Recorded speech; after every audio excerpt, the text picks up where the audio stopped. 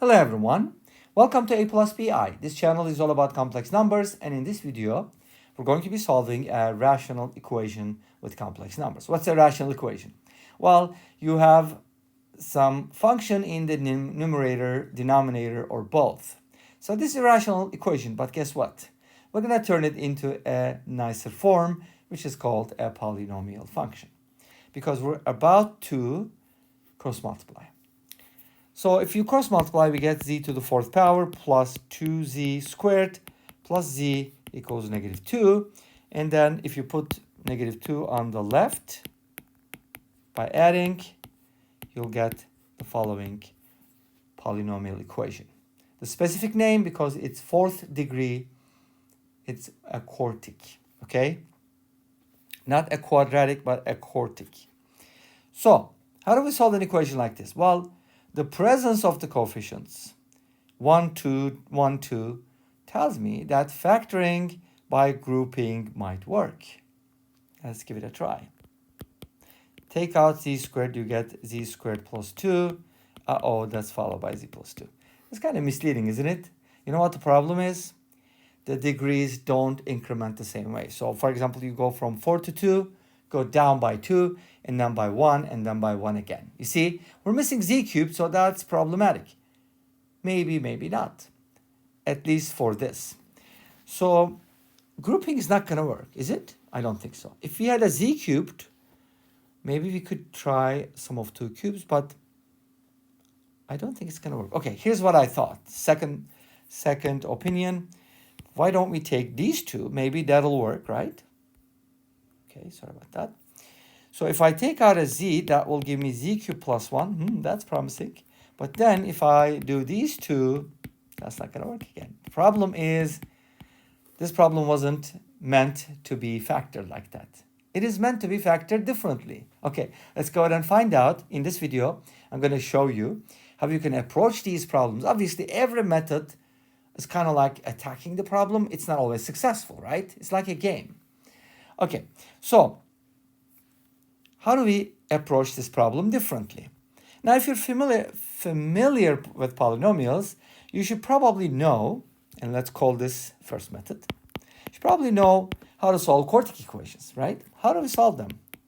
Well, there's a couple different formulas, but one of them is actually really cool. Let's take it from here, okay? It requires that we leave z to the fourth alone, and then we just add something to it to make it a perfect square. But guess what? These two terms are actually really cool. They go well together. So let's put z and 2 on the right-hand side.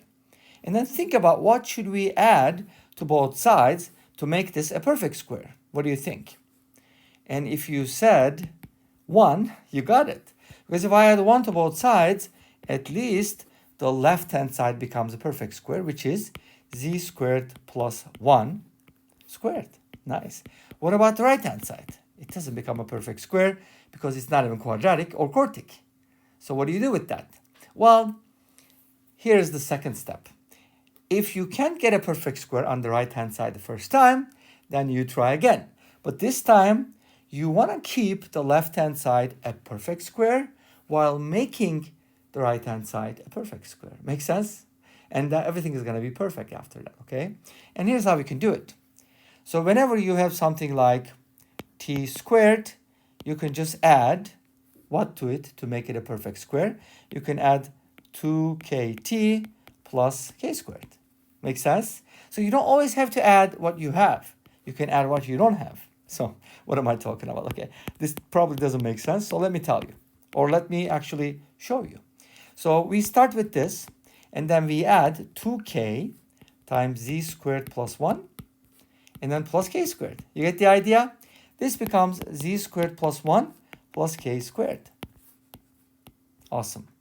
And the right-hand side, because I added something, becomes 2k z squared plus 1. I'm going to add that from the left so that I can subtract the last two terms. Get it? Now, how do you make the right-hand side a perfect square? That's a perfect question. We can go ahead and first rearrange this for z. It's going to give me a minus c. And then I should be getting k squared plus 2k minus 1. Awesome. Now, The left-hand side is a perfect square. Right-hand side also needs to be 1. And to make that a perfect square, because this is quadratic, you see, the addition helped us. Delta must be 0. What's delta? The discriminant. You should know that, right? So how do you set that equal to 0? First of all, what's the discriminant here? Negative b. Wait a minute. That's not the discriminant. That's the quadratic formula. Never mind. Back up a little bit. B squared minus 4ac. Yay. 1 minus 4ac. Uh-oh. That gave us a cubic. Great. So from here, you should be able to get a cubic equation. But guess what? It's going to be a special. And then we get plus 8k, right? No, minus 8k. Never mind. And this should equal 1. Cool. Let's put everything on the same side.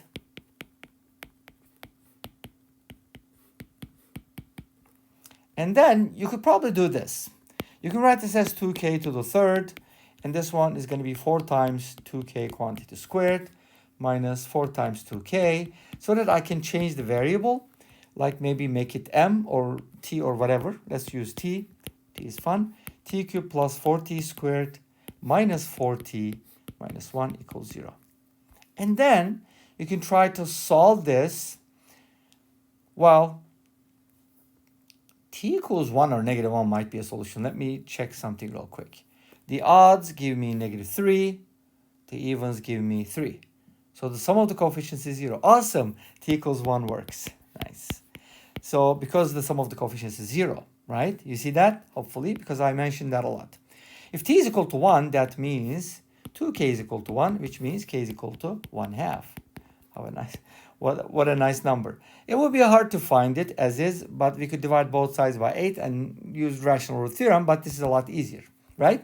Cool. So the k value that makes this right-hand side a perfect square is k equals 1/2, and then you can kind of just add it, plug it in, and you'll be able to solve it by square rooting both sides. Make sense?